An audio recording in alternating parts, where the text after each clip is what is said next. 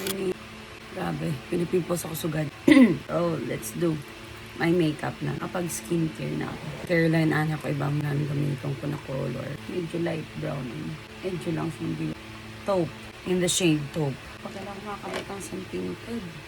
Diba? Tapos na siya nakiray. After that, tapos pa nakiray. Then, contour. Light brown. Eyeshadow. Pretty Secret. Dalian. Curl. Mr. Lashes Boss. Sarap. Salila pa. Pag ang gusto ko powder.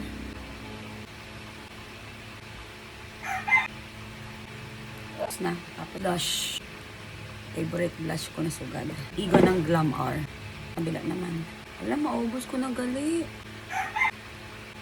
Putok na putok ba? Applyan kasi powder. Powder. Maswara na. Lip balm with SPF 15. Panic Beauty. Tapos pinapatungan ko siya patungan Tandrubi. Pretty Secret. Binaman sa school ko, ma'am, kapula-pula sa tuka mo. Agad may.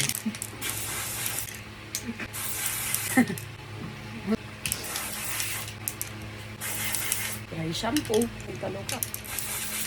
What? Refreshing sa buhok. Tangan ko lang siya si hair freshener. Bakit ko? Wow, kamo sa Bitless hair freshener.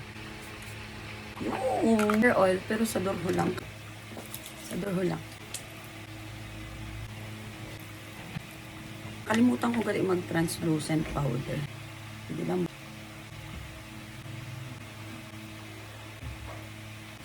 Tindahan.